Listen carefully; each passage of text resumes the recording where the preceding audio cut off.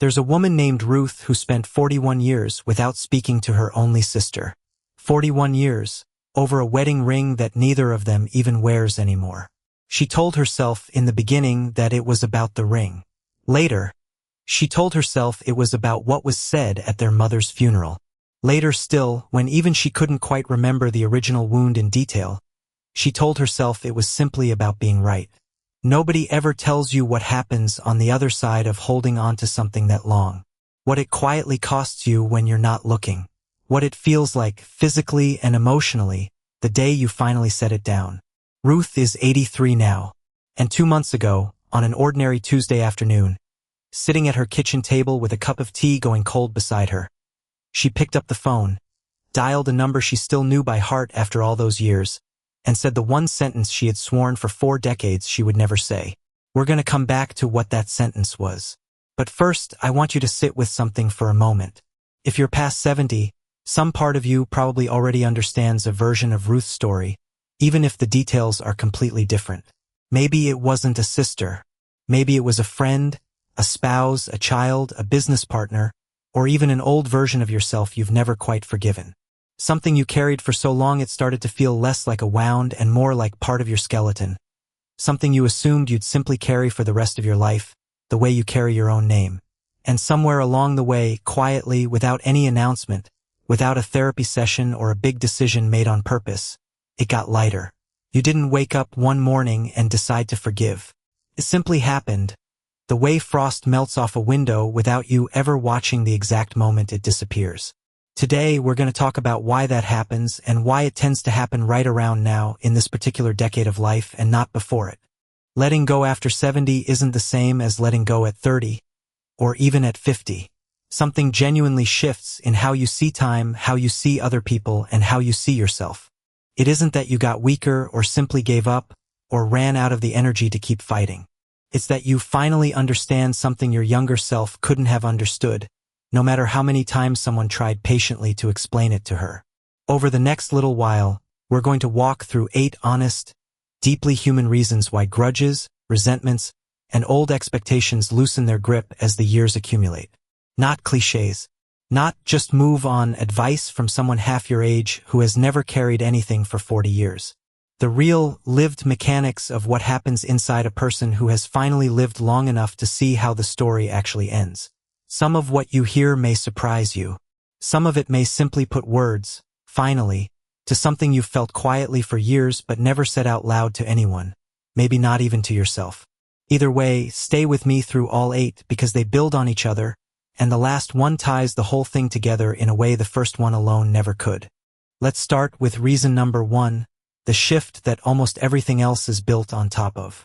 By the time you reach your 70s, you have lived through more days than you likely have left in front of you. And somewhere inside, whether you've said it out loud or not, whether you've even let yourself think it directly, you already know it. There is a particular kind of quiet math that happens without your permission as the years accumulate. In your 20s and 30s, time feels close to infinite, almost embarrassingly abundant. You can afford to stay angry at someone for years because on some level you assume there will always be more time later to resolve it or forget about it, or simply outlast it without ever having to face it directly. The grievance has unlimited runway, so there's no urgency to land the plane. But as that runway becomes visibly, undeniably shorter, something in the mind quietly recalculates, almost against your will. It isn't dramatic. It isn't a single lightning bolt moment of revelation on a birthday. It's more like the slow, patient reordering of a closet you've stopped needing certain things in, one shelf at a time, without ever deciding to clean it out. You start asking yourself a different question when an old resentment resurfaces, usually late at night or during a quiet drive.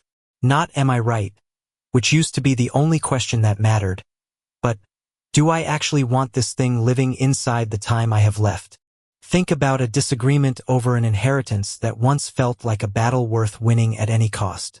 Think about a political argument with a neighbor that used to ruin an entire afternoon and color the whole week after it.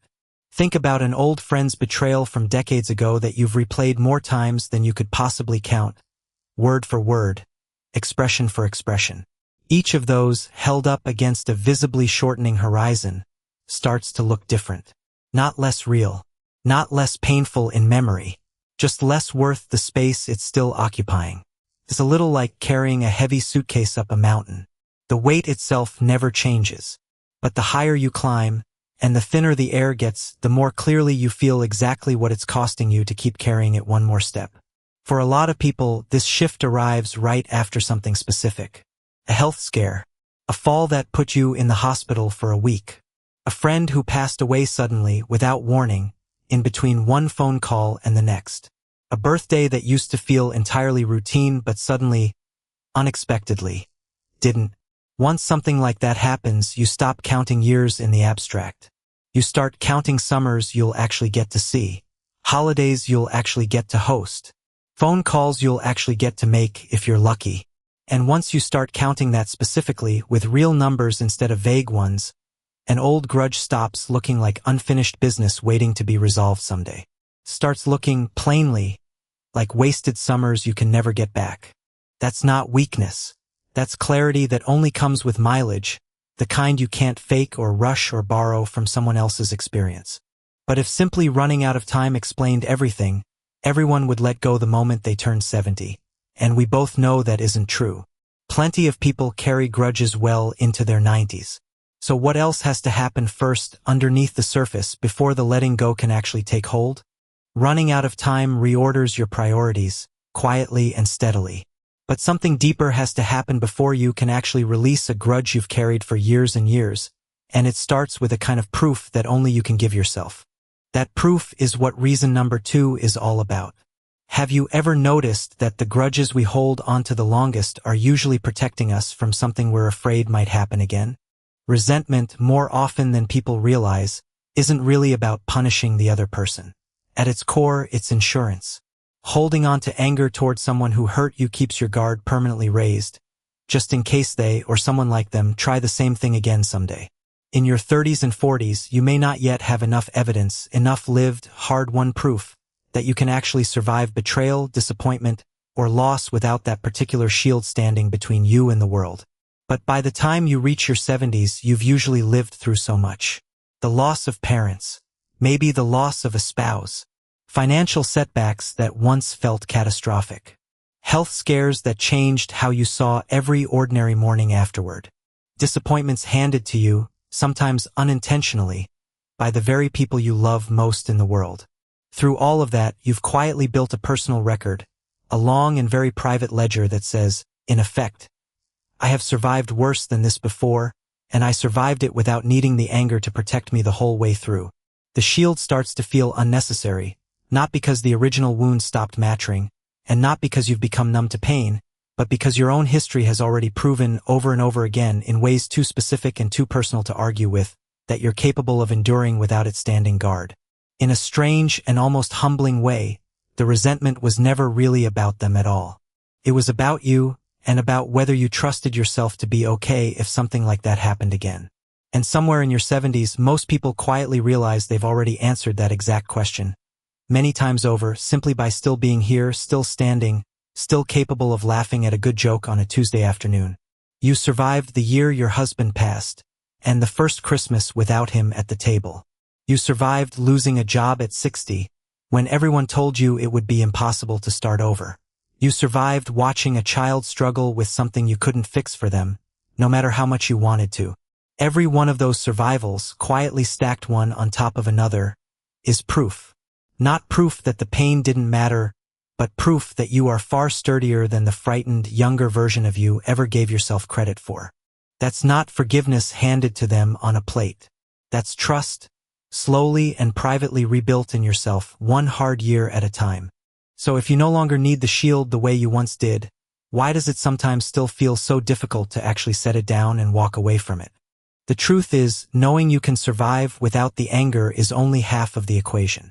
The other half is realizing exactly how much that anger has been quietly costing you the entire time, in currency you didn't even know you were spending.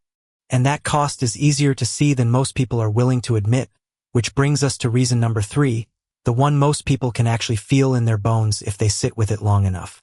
Picture, for a moment, the sheer amount of mental energy it takes to replay an old argument in full detail. The exact words that were said, the tone of voice, The precise moment you should have said something different, something sharper, something that would have finally settled it once and for all. Now imagine doing that quietly in the back of your mind once a week for 20 years straight. Grudges are expensive in a very real and very personal sense, even though no receipt ever gets printed. Not in money, but in something far more limited and far more precious at this particular stage of life. Attention, patience, and emotional bandwidth. Every single time you rehearse an old hurt, or carefully avoid a certain person at a family gathering, or steer a conversation gently around a landmine that's been buried there for decades, you're spending something real, whether you notice it or not. In your younger years, that cost was mostly invisible, tucked away behind the noise of everything else, because there was so much other energy to draw from. A demanding career, young children who needed you every waking hour, physical vigor that made everything feel endlessly replenishable, like there would always be more where that came from. But as energy naturally becomes a more limited and more precious resource with age, most people start doing an honest accounting of exactly where that energy goes, often without ever consciously deciding to. And when an old grudge finally gets placed on that scale, right next to a grandchild's laughter, right next to a genuinely good, ordinary afternoon, right next to simple physical comfort and a good night's sleep, it frequently starts to look like a very bad investment indeed. You wouldn't keep your savings sitting in an account that only ever loses value year after year with no chance of it turning around. Eventually, quietly, without much fanfare or a dramatic turning point, the anger starts to look exactly the same way to you. Like a debt you're still faithfully paying off on a purchase you no longer even want. Think about the last time you skipped a family gathering entirely, or left one early, just to avoid sitting anywhere near a particular person. That avoidance felt easier in the moment than the alternative, but it also has a cost, one that quietly compounds every single time you pay it. It's an evening with your grandchildren you didn't fully enjoy because part of you was managing the room instead of simply being in it. Multiply that by every holiday, every wedding, every ordinary Sunday dinner for 20 years, and the true size of the bill starts to become impossible to ignore. That's not giving up on being right, and it never was. That's deciding, finally, that being right simply isn't worth what it's costing you anymore. Once you start honestly counting the cost, you can't quite stop noticing something else, something a little harder to look at directly. How the story usually ends for the people who never manage to let go at all. When the price of a grudge finally outweighs whatever satisfaction it once gave you, something in you quietly, almost silently, stops paying it. And once you've seen that particular trade clearly laid out in front of you, you start noticing it everywhere, especially in the people around you who never made it to that realization. Stay with me here because reason number 4 is the one most people don't want to admit is true, even to themselves, even in private. It starts with something you've probably watched happen with your own eyes, maybe more than once, maybe more than you'd like to remember. You have, by now, likely watched someone hold a grudge all the way to the very end of their life. By this point, you've had a front row seat to how resentment actually plays out over real decades, not just in theory or in a self-help book, but in real people you personally knew and loved. An uncle who didn't speak to his brother for 30 straight years and died before either of them ever said a single word to fix it. A friend who stayed bitter about a painful divorce for the rest of her life and watched it quietly color and eventually poison every relationship that came after it. Maybe even an earlier version of yourself, carrying an old wound for far, far longer than it ever deserved to be carried. That lived, witnessed experience teaches something no advice column, no wise saying, no well-meaning friend could ever fully explain to you secondhand. The anger doesn't wait around patiently for a satisfying ending. It doesn't usually get repaid in the way you imagined it would. The other person often doesn't suffer the way the aggrieved party pictured, night after night, for years. Sometimes they've simply moved on entirely, unaware or completely unbothered, while the resentment quietly consumes decades of the person still holding onto it with white knuckles. You've now lived long enough, gathered enough real evidence, to see this exact pattern complete itself from start to finish, not just begin. The fantasy that fuels most long grudges, the quiet belief that one day they'll finally understand. One day I'll be vindicated in front of everyone. One day this will finally feel resolved and closed, rarely arrives the way it was imagined during all those sleepless nights.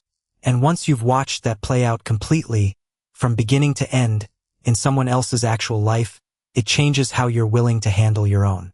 Maybe you knew a mother and daughter who went nearly 15 years without speaking over something that, looking back, seems almost small, and by the time they finally tried to repair it, the mother's memory had already started slipping, and the reconciliation that finally came was gentle but incomplete, full of gaps neither of them could fill anymore. Stories like that stay with you in a way that lectures never could. They quietly rearrange your own private calculations about who you're still not speaking to, and how much longer you're willing to let that silence run before it becomes permanent in a way you never intended. That's not cynicism creeping in with age. That's simply having lived long enough and watched closely enough to see the ending before it happens to you too. If you've ever watched a relative go to their grave still furious at someone, still refusing to pick up the phone, you already know exactly what I'm talking about, in a way that needs no further explanation. And once you've truly seen it, the next shift becomes almost impossible to unsee afterward. Watching how the story actually ends for people who never let go is one of the quietest, most persuasive teachers you will ever have in your entire life. And it sets up something that happens next, something that changes how the people themselves start looking to you. If you're still with me here, this next part is where things start to feel genuinely personal because it isn't really about the other person at all, not anymore. Reason number 5 is about what actually happens to the person who hurt you, inside your own mind, over enough accumulated years. Have you ever thought back to someone who wounded you badly at 40 years old, and realized, almost with surprise, that they barely register anymore when you think about the whole shape of your life now? There's a kind of perspective that only a genuinely long life can give you, and it changes the scale of everything you've lived through. When your life was shorter, a painful event or a difficult, wounding person occupied a much larger share of your total life story, proportionally enormous, simply because there wasn't yet as much else built up around it to weigh it against. As the decades accumulate, one after another, that same event now sits inside a much bigger picture. Next to marriages, next to children and grandchildren, next to career changes and cross-country moves and quiet, ordinary Tuesdays that turned out, looking back, to matter far more than you expected them to at the time. The math changes even when the memory itself never really does. The person who hurt you doesn't get erased from the story entirely. But they do get correctly sized, finally, after all this time, as one chapter among many, not the entire book. Think of it like a small stain on a napkin, glaring and impossible to ignore against so little surrounding fabric. Now picture that exact same stain on a full-size tablecloth, one that has been used, faithfully, for 40 years of holidays, birthdays, and ordinary family dinners. The stain is still there. It genuinely never disappears completely, but it is no longer, by any stretch, the only thing you see when you look at the cloth. Many people mistake this natural shrinking for forgetting, but it's actually much closer to the exact opposite. It's remembering everything, finally, in its true and honest proportion. Some people discover this at a class reunion, or a funeral, or a family wedding where an old adversary suddenly appears across the room after 20 years of careful distance. And instead of the flood of anger they braced themselves for on the drive over, they feel almost nothing at all, just a mild, almost surprising curiosity about how much older everyone looks now, including themselves. That absence of feeling isn't coldness. It's simply what happens when a wound finally takes its rightful, smaller place in a much larger, fuller life. That's not forgetting what happened to you, not even a little. That's finally seeing it, after all these years, at its real and accurate size. You know this particular feeling if you've ever gone to say someone's name out loud and realized it took you a beat longer than it used to, a small pause you didn't expect. That fading isn't your memory failing you in some worrying way. It's your life quietly, steadily outgrowing them, the way a tree eventually outgrows an old fence line. And it opens the door to something even more freeing than forgetting ever could. When someone shrinks down to their true size within the larger, fuller story of your life, the grip they once had on you shrinks right along with them, almost automatically. What's left, more often than not, isn't rage anymore. It's simply room, wide open room, for something else. And once there's room, something else starts to loosen too, which brings us to reason number 6. The quiet disappearance of an audience you may not have even realized you were performing for all those years. Think back to how many arguments in your 20s, your 30s, even your 50s were partly about who else happened to be watching. What your parents would think if they found out. What the neighbors might say over the fence. Whether you'd look weak or foolish if you backed down first, in front of everyone who mattered.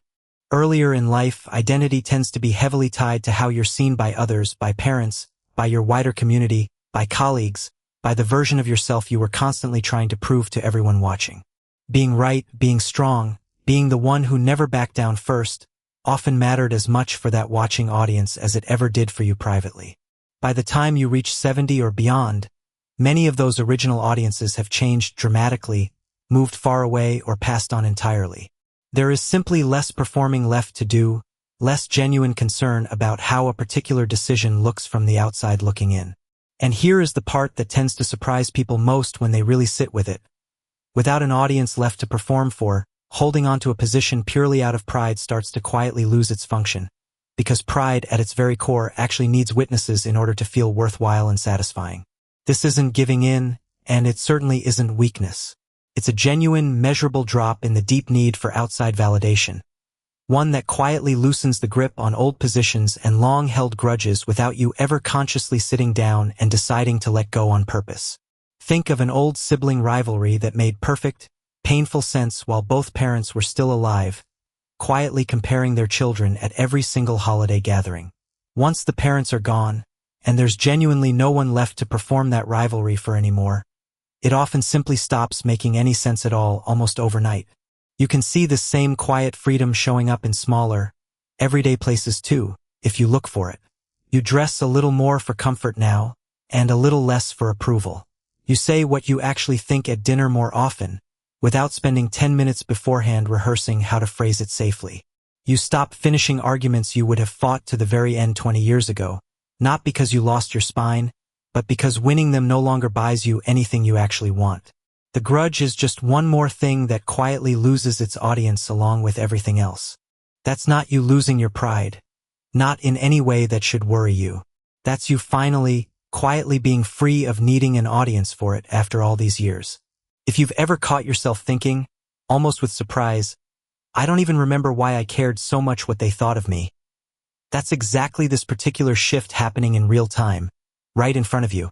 And it leads somewhere even quieter than pride ever could take you. When the audience finally disappears, so does most of the remaining reason to keep performing the anger in the first place. What's left underneath it, once the performance genuinely stops, is usually something far more honest, and far more tender than anyone expected to find there. Before we go any further, I want you to really sit with that last thought for just a second, because what comes next is the part people often tell me changes how they see their entire life, not just this one relationship. There's an old saying that holding on to anger is like drinking poison and quietly expecting the other person to feel it instead. Most of us hear a line like that at some point in our lives and nod politely along, without ever really letting it land where it needs to. But somewhere after 70, for a great many people, it stops being just a saying and starts being something they've actually fully lived through themselves. You begin to understand, in your body and not only in your mind, that the years spent guarding an old wound were years, real, finite, entirely unrepeatable years, spent guarding instead of genuinely living. Not because you were foolish and not because you didn't know better. Because you were human, doing the only thing you knew how to do at the time with a pain that had nowhere else obvious to go. And now, with more of your life sitting behind you than remains ahead of you, you finally get to decide, consciously and deliberately, exactly what the rest of it is going to hold. That decision is not a small one. In fact, it might be one of the most important decisions you ever make quietly at your own kitchen table. Reason number 7 is about rethinking what forgiveness was actually for this entire time. Most people spend decades believing that forgiveness is something you give directly to the person who hurt you, a gift, a reward, something they first have to properly earn before you'll hand it over. Somewhere after 70, that belief tends to quietly, gently flip on its head. What many people come to understand, often to their own surprise, is that withholding forgiveness never actually punished the other person the way it punished them instead, night after night. The other person often simply went on living their life, sometimes never even aware of the heavy weight being carried, alone on the other end of all that silence. Forgiveness, seen clearly in this new light, is less a verdict about whether someone truly deserves it, and much more like closing an old account that has been quietly draining you for years, regardless of whether the other party ever apologized, ever understood, or even still remembers what happened between you. This is also where a crucial, often overlooked distinction usually becomes clear at last. Forgiveness is not the same thing as reconciliation, even though the two get confused constantly. You can release the full weight of something entirely without ever re-inviting that person back into your daily life in any way. Forgiveness happens quietly inside you, on your own terms. Reconciliation, if it ever happens at all, is a completely separate and entirely optional choice, made freely with no obligation attached to the other. Understanding that distinction clearly is often exactly what finally makes letting go feel safe, rather than feeling like surrender, weakness, or losing the argument after all these years. Sometimes this kind of forgiveness happens for someone who has already passed away, standing quietly at a graveside years after the funeral, finally saying the words that couldn't be said while the person was alive to hear them. Sometimes it happens for a business partner who cheated you out of something significant decades ago, someone you'll likely never see again, and never needed to see again for the forgiveness to matter. The person on the receiving end doesn't even have to know it happened. The release still counts. It still lands fully inside the only person it was ever really meant for. That's not letting them off the hook, not in any real sense. That's finally, mercifully taking yourself off of it instead. If you've ever quietly forgiven someone in your own heart, privately, without ever once telling them out loud, you already know this particular reason better than I could ever explain it to you. And it leads directly to the very last shift, the one that ties everything else we've talked about together. Once forgiveness stops being about the other person entirely and starts being about your own freedom instead, it becomes far less complicated than it ever seemed before. What's left, in the end, is simply a quiet choice about what you genuinely want to carry into whatever time you still have left. Which brings us, finally, to reason number 8, the last one, and maybe the most deeply personal of all.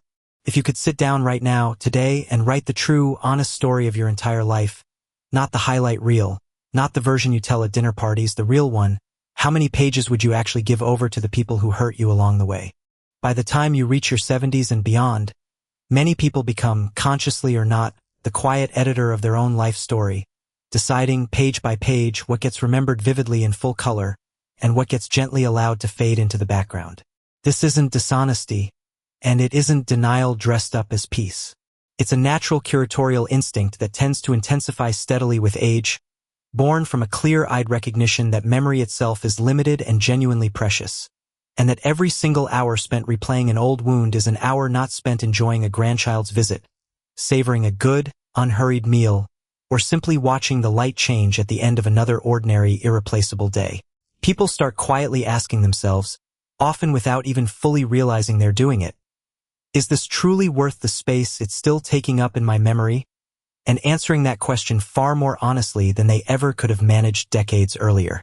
It's a well-observed pattern that as people age, they tend to naturally gravitate toward positive, meaningful memories over painful, negative ones, not because the negative ones get erased entirely, but simply because they're gradually given less and less room to breathe. The final insight sitting underneath all 8 of these reasons is that letting go, in the end, was never really about the other person at all, and it was never really about proving you could be the bigger, more forgiving person either. It's about authorship, plain and simple. It's about deciding, with whatever years you have left, exactly what kind of story you actually want to have lived and left behind.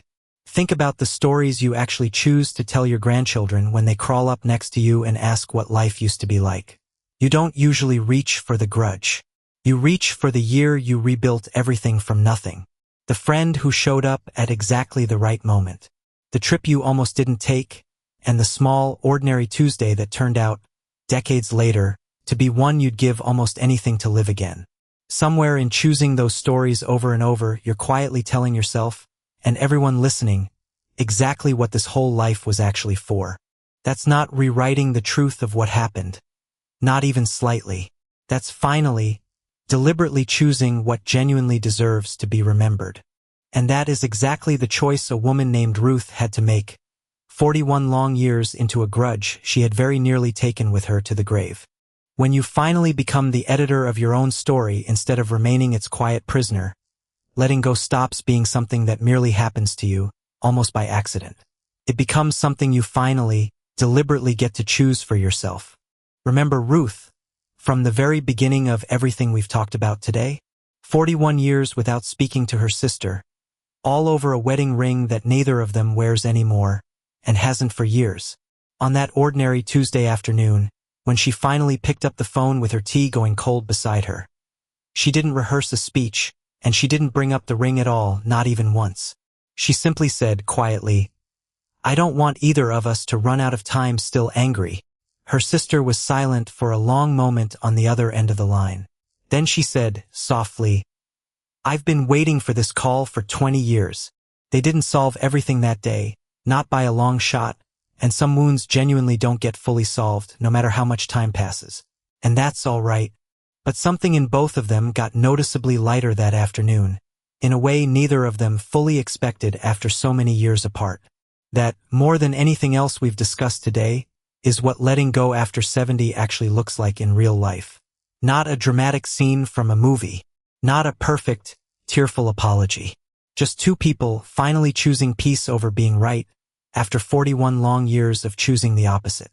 If any part of what you've heard today touched something quietly in you, a name you haven't said out loud in years, a grudge that's grown far heavier than it was ever truly worth carrying, I hope you let yourself sit with that a little gently, without rushing yourself toward any particular decision, and without judging yourself for how long it's taken to get here.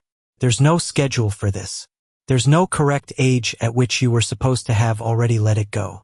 There's only the moment you're actually standing in right now, and whatever you decide to do with it. And if this channel has slowly become a place where you feel genuinely understood, a place that speaks to you the way so few things do at this particular stage of life, I would love for you to subscribe. Not because we need the number for its own sake, but because it means you'll be here with us the next time we sit down together like this. Thank you, sincerely, for spending this time with me today. It mattered more than you probably know.